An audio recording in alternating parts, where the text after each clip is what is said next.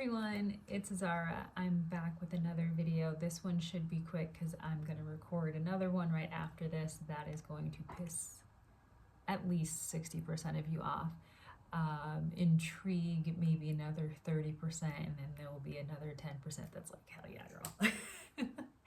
So anyway, I am going to try to preserve my voice for that.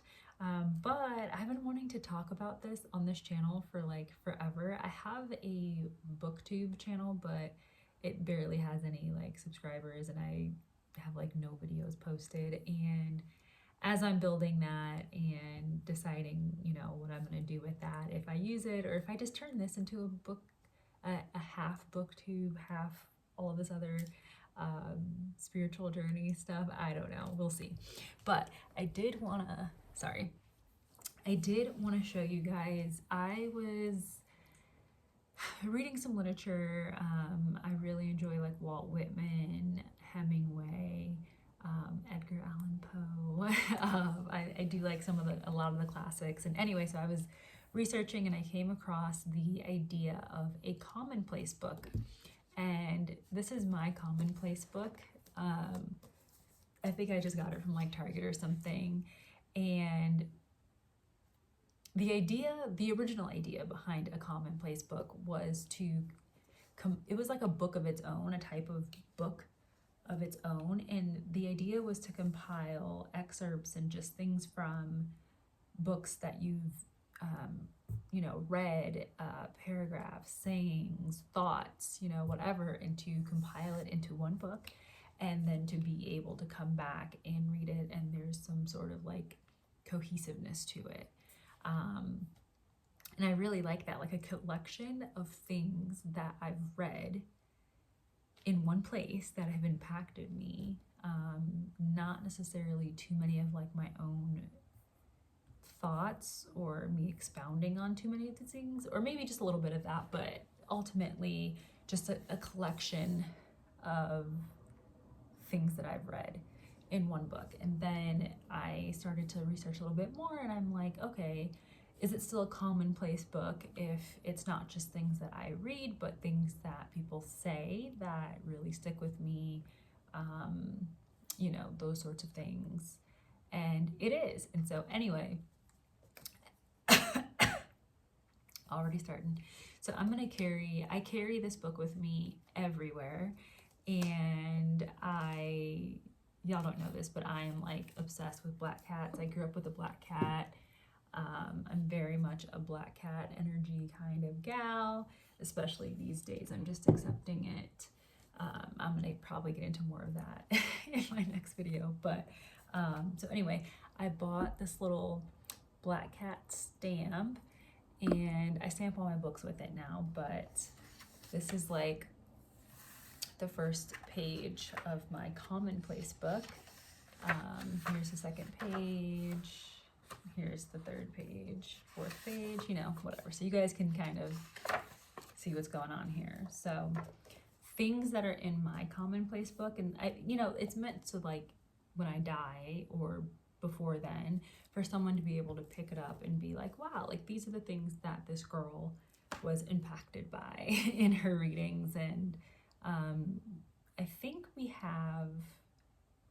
I want to say we have Mark Twain's commonplace books, at least one or two of them. I want to say that may not be true, but I want to say that that's true. So anyway, I have quite a few on this first page. I was like super amped, and I'm going to read a few of these, and then you guys will be like, okay, I see where she's going here. So I fell in love with her courage, her sincerity, and her flaming self-respect. And it's these things I'd believe in, even if the whole world indulged in the wild suspicion that she wasn't all she should be. I love her, and it is the beginning of everything. F. Scott Fitzgerald, obviously one of my faves. He wrote Great Gatsby, The Side of Paradise, a lot of other books. I'm not sure. I think The Great Gatsby is probably the one that most people know. And there's another one by him here.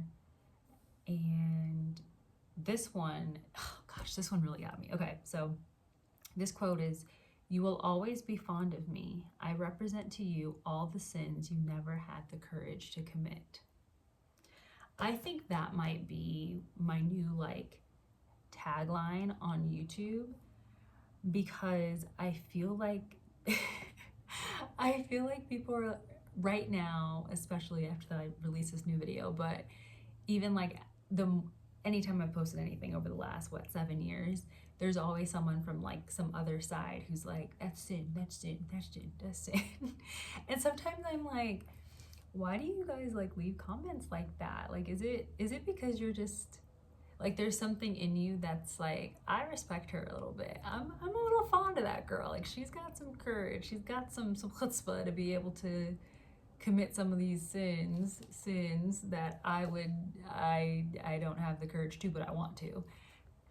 You know, I don't know. That just hit me. And I read I don't know if I can say that word, the Mindfuck series, the Mind F series, by St. Abbey. That was her pen name. C.M. Cummings was also another pen name of hers. She actually died in a really horrific way, ironically.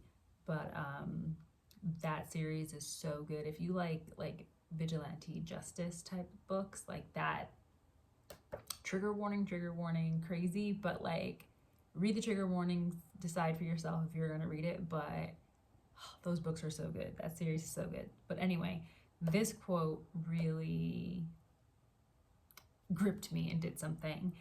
It's, "To defeat a monster, you have to be twice as monstrous. To love a monster, you have to share your soul." And I feel like 5 of y'all are gonna get that, because it took me a minute to get it. But anyway, it's stuff like that that's written in here.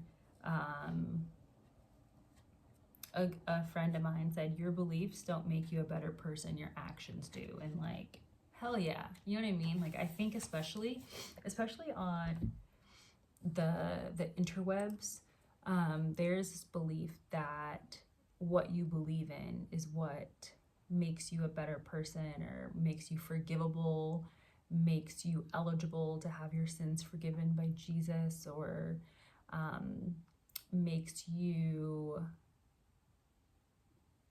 better equipped to walk on this planet if you don't believe in that particular paradigm, you know, whatever it is. It's this idea that like we are going to have a battle of the beliefs because we believe that they make us a good person or a better person. And that's only true if your actions stem from your beliefs, which they always do. But if your actions are actually what you say you believe in, right? Like, these things need to match. And so often they don't. And I don't know. And I feel like a Commonplace book is the perfect thing to start to track, like, these are the sayings, these are the words that I believe in or that impact me. And then maybe starting to pay close attention to your actions. And it's like, is what's written in here at all how I live my life? Like, at all? And if not, you know, I don't know, maybe question that, maybe meditate with that, maybe sit on that. But that's just, I don't know, something that I'm always thinking about and wondering and pondering over. So anyway, before my voice goes out, I finally have done a video that is almost at 10 minutes. We're not even there yet.